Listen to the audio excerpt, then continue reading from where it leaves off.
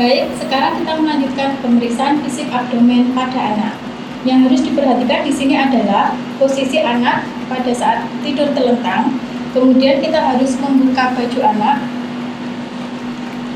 biar posisi abdomen kita bisa melihat secara luas. Kemudian kita bisa menentukan batas abdomen mulai dari arcus costa sebelah kanan, kemudian arcus costa sebelah kiri, kemudian ke umbilical inguinalis sebelah kanan dan umbilical inguinalis sebelah kiri. Untuk pemeriksaan fisik abdomen pada anak dimulai dari inspeksi, kemudian auskultasi, mendahului perkusi dan juga palpasi. Hal ini dikarenakan pemeriksaan atau manipulasi abdomen pada anak akan bisa mempengaruhi suara bising usus pada anak. Baik, untuk pemeriksaan inspeksi yang kita lihat adalah posisi anak kondisi normal, perut akan terlihat datar. Atau kita lihat apakah posisi perutnya cekung ataupun bisa cembung. Posisi abdomen yang datar biasanya akan ditemukan sampai usia pubertas pada anak. Kemudian posisi perut abdomen yang terlihat cekung biasanya akan terjadi pada anak yang mengalami malnutrisi atau gizi kurang, atau kalau pada anak yang lebih dewasa biasanya akan terjadi pada anak-anak yang mengalami dehidrasi berat disebabkan karena diare kronis. Kemudian kita juga melihat bagian pusar atau bagian umbilikalis untuk mengetahui apakah pada anak terjadi hernia umbilikalis.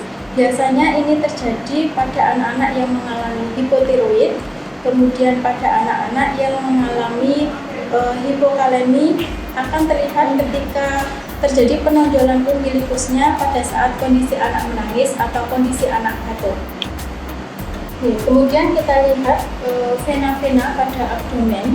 Akan terlihat vena-vena yang disebut dengan spider nevi, biasanya akan terlihat jelas pada pasien-pasien yang mengalami gangguan jantung atau terjadi adanya peritonitis. Atau bisa juga terlihat vena-vena pada pasien-pasien yang lahir dengan bayi prematur, ini masih dalam kondisi yang normal. Selanjutnya kita lihat apakah pada abdomen terjadi pembesaran atau asites. Pembesaran ini ada dua, bisa terjadi buncit yang simetris, biasanya disebabkan karena adanya otot hipotonik atau atonik yang disebabkan karena adanya hipokalemi, kemudian ada hipotiroid, ada rakitis, dan juga dinding perut yang berlemak. Kemudian asites yang sifatnya asimetris biasanya disebabkan karena adanya pembesaran organ pada daerah di dalam abdomen. Kemudian bisa juga terjadi karena adanya ileus paralitis, kemudian adanya obstruksi tinggi dan adanya neoplasma, bisa disebabkan karena tumor William atau adanya tumor neuroblastoma.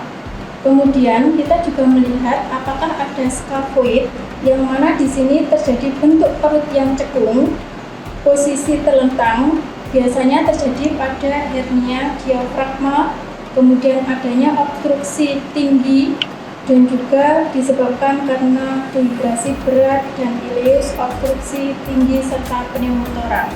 Apabila penggunaan otot diafragma pada usia 6-7 tahun berkurang, ini bisa disebabkan karena adanya peritonitis, kemudian appendisitis, dan juga keadaan patologis lain.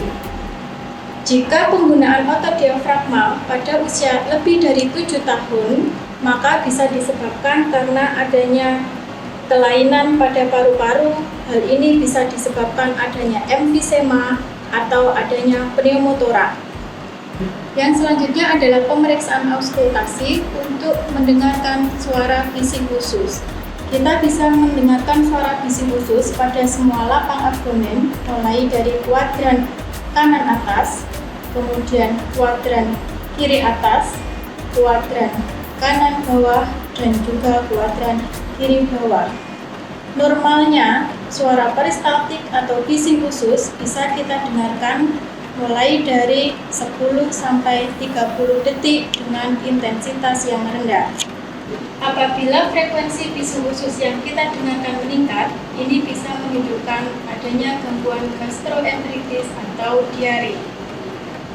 Jika kita menemukan suara intensitas bising usus yang tinggi, ini bisa disebabkan adanya kelainan peritonitis atau adanya obstruksi usus. Pemeriksaan perkusi dimulai dari epigastrium ke arah bawah, ke abdomen arah bawah dengan sistematis menggunakan sistem zigzag. Normalnya kita akan menemukan bunyi timpani di seluruh area abdomen kecuali pada organ letak hepar dan juga lin di sebelah kiri. Apabila penggunaan otot diafragma pada usia 6-7 tahun berkurang, ini bisa disebabkan karena adanya peritonitis, kemudian appendicitis, dan juga keadaan patologis lain. Jika penggunaan otot diafragma pada usia lebih dari 7 tahun, maka bisa disebabkan karena adanya kelainan pada paru-paru. Hal ini bisa disebabkan adanya emfisema atau adanya pneumotora. Selanjutnya adalah melakukan palpasi pada hepar. Untuk pemeriksaan palpasi bisa dilakukan dengan cara mono atau bimanual. Yang pertama yang harus kita tentukan adalah kita menentukan titik persilangan antara lin mid clavicula ke bawah ke arcus costa. Kemudian kita mengukur dari processus siphoideus ke arah umbilicus. Kemudian kita sambungkan garis perpotongan antara midline clavicula dengan yang processus siphoideus ke arah umbilicus.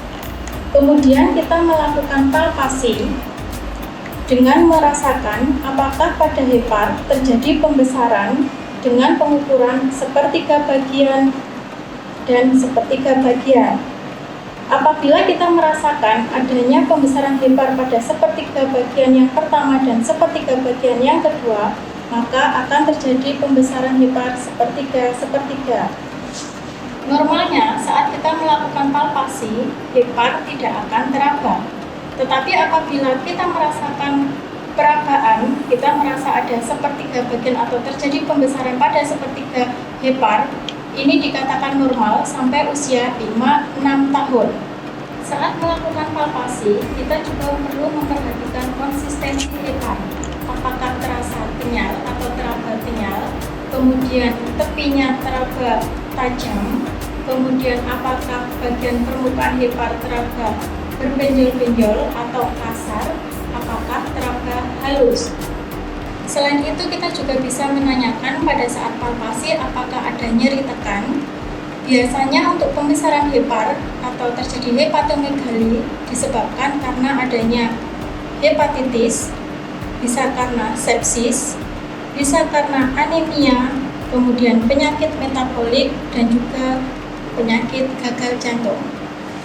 Selanjutnya adalah pemeriksaan lin. Untuk palpasi lin, yang pertama yang harus kita lakukan adalah menarik garis singgung A dengan arcus costa, atau di sini adalah untuk mid axilla sampai ke arcus costa. Kemudian kita hubungkan ke umbilicus. Kemudian kita tarik sampai ke arcus costa yang berada di seberang.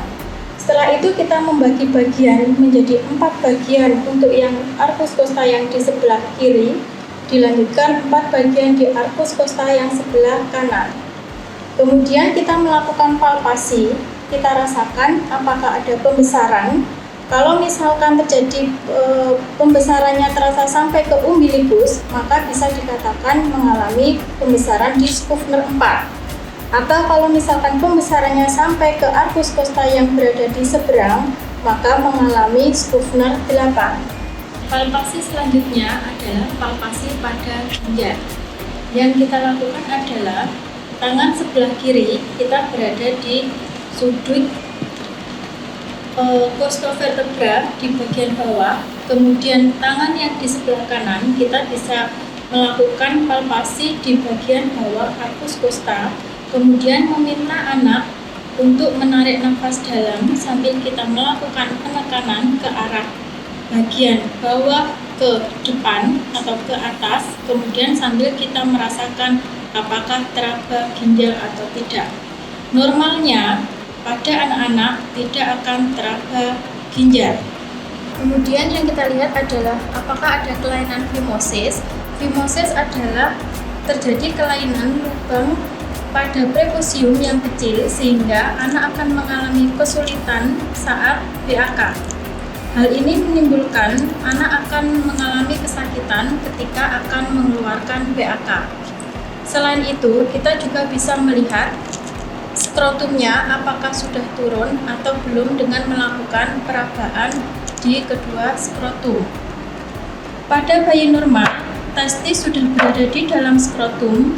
Kemudian kita bisa melakukan pemantauan sampai usia 3 bulan.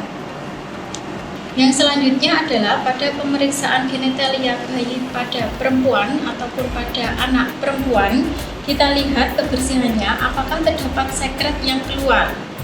Sekret yang jernih, mukoid, dan kadang berdarah keluar dari lubang genitalia bayi perempuan yang cukup bulan masih bisa dikatakan kondisi normal.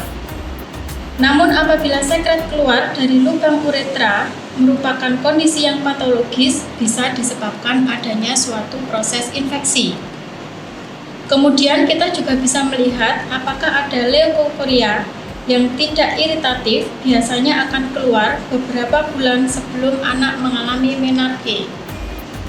Pemeriksaan selanjutnya adalah pada ekstremitas. Yang kita lihat pada pemeriksaan ekstremitas adalah bentuk dan ukuran dari ekstremitas. Ekstremitas yang panjang dan kurus biasanya disebut dengan arachnodactyl, ada homocystinuria atau pada Marfan syndrome. Kemudian, ekstremitas yang pendek dan lebar biasanya ditemukan pada anak-anak yang mengalami sindrom Down. Selanjutnya yang kita lihat adalah pada dasar kuku anak. Dasar kuku anak yang normal kita temukan berwarna merah muda.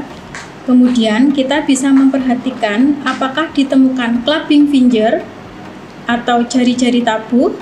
Biasanya hal ini ditemukan pada anak-anak yang mengalami gangguan pada jantung.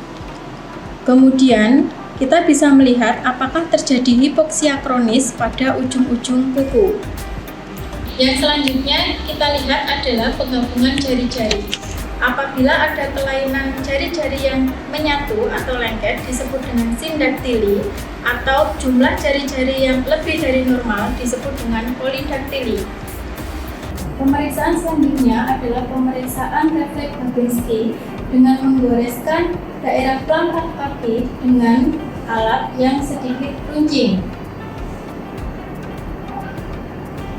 Refleks Babinski positif apabila ada ekstremitas eksistensi ibu jari dan jari-jari kaki yang lain terbuka menyebar. Refleks Babinski ditemukan sampai usia 18 bulan masih dalam kondisi normal. Namun, apabila ditemukan refleks Babinski positif pada usia di atas 18 bulan, maka kemungkinan terjadi adanya lesi piramida.